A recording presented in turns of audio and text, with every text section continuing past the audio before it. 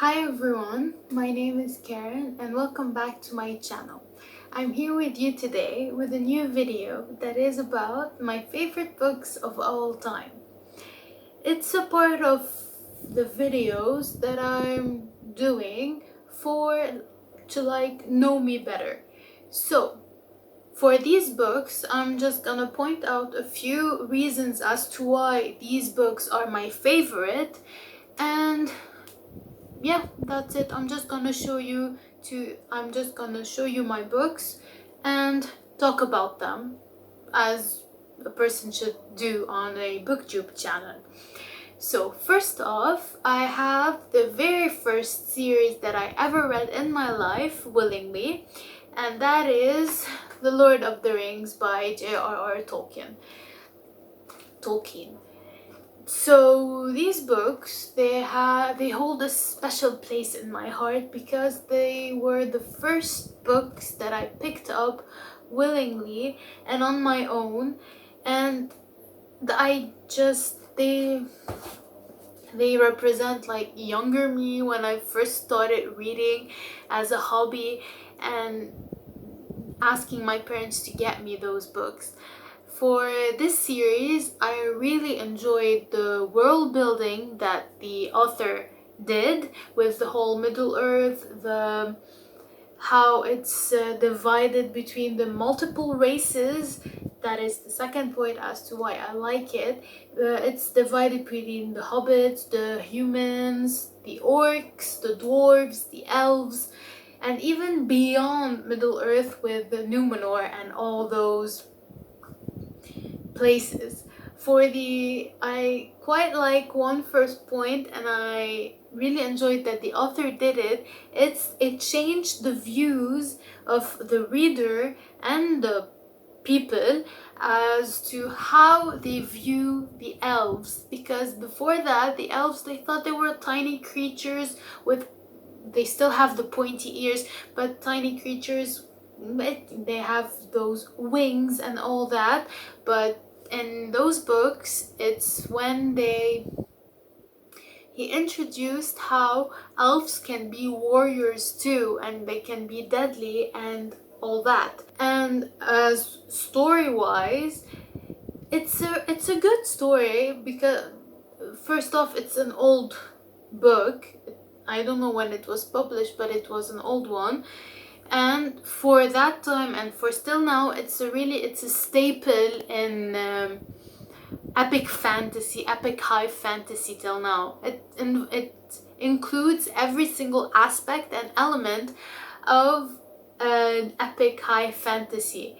It has like its own languages, it has its own world, it has a unique storyline that I don't know if there's a one that looks like it, but I don't think so.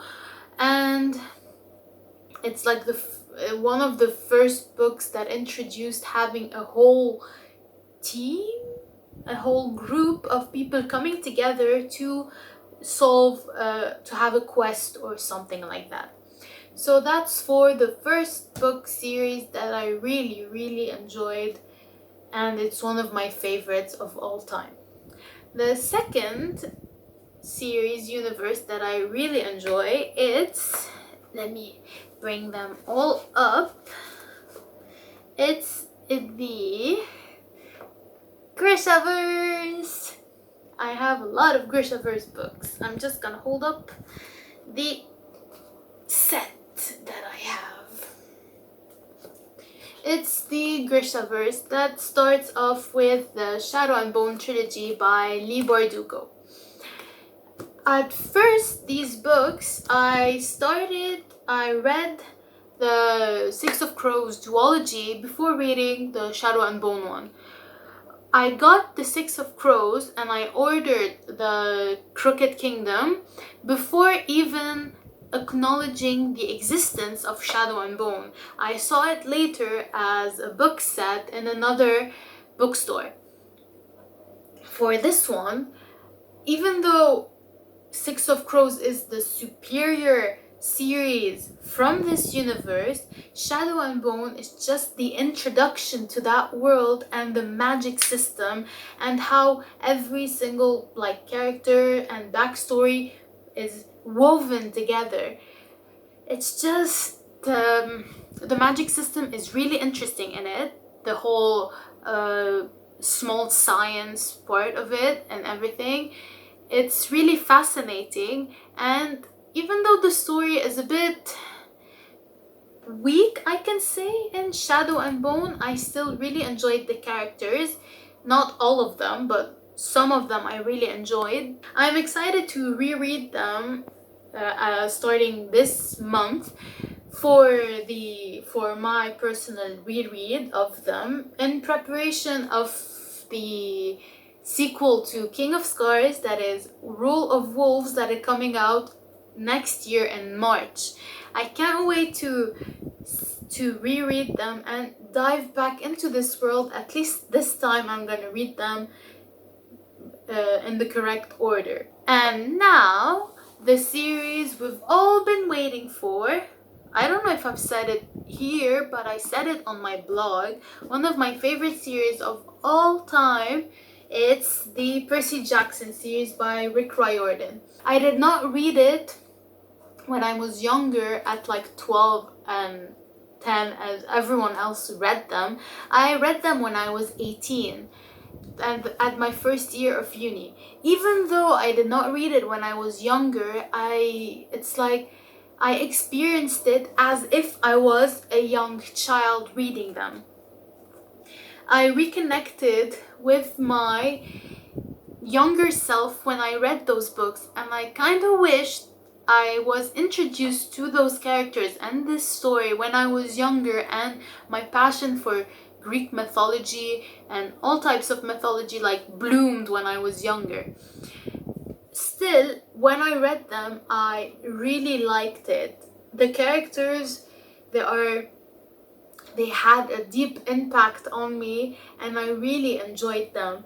The story, focusing on Greek mythology with a modern twist to it, is like it captivates the attention of young kids. Especially, they have some characters in those books. They have some characters that are not like usual and like following the norm. They have like different characters and interesting ones. I think most people can find one character at least they can like relate to them if you want to in those books. I really like the fact that I enjoyed those books even though I was older than the intended group for those books. Like I was not in middle school when I read those books, I was in university.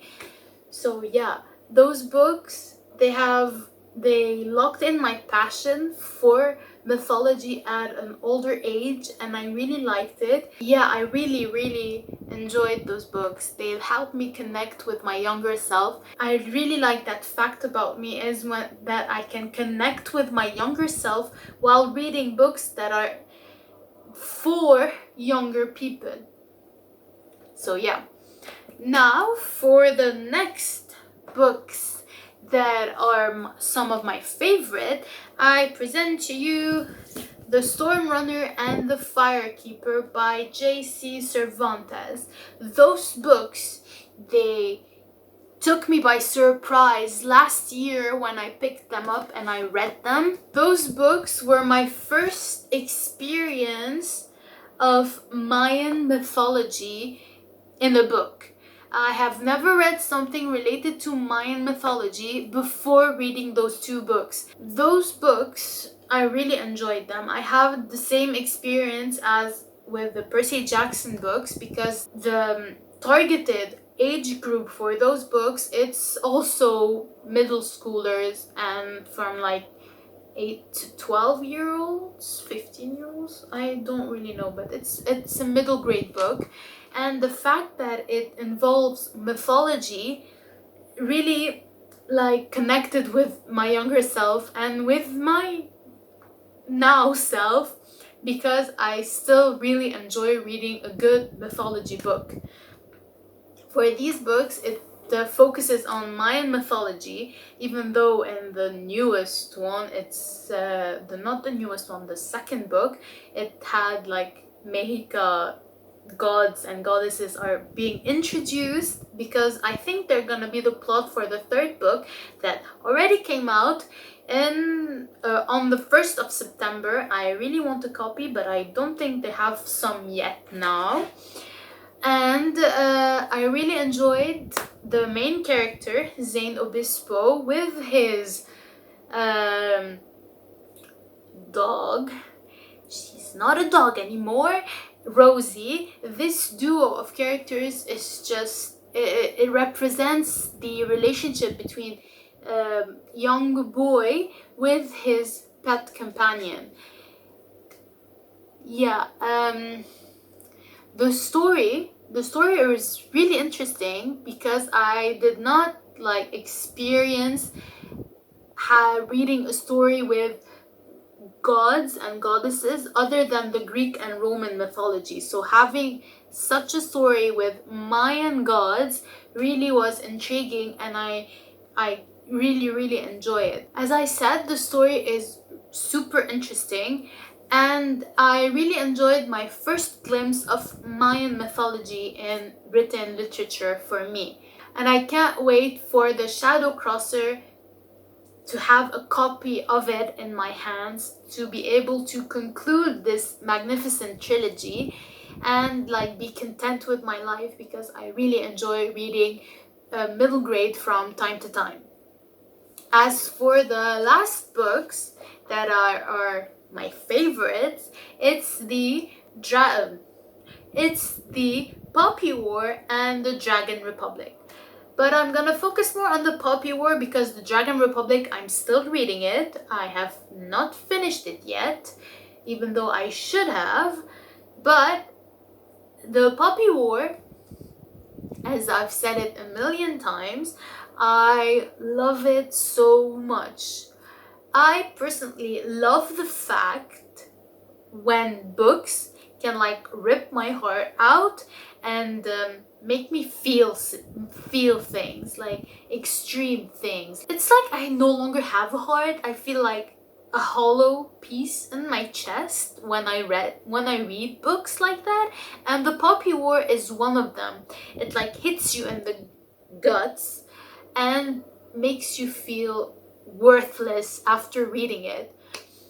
I especially love in those books the fact that the historical part of it, it's not like something not rooted in reality.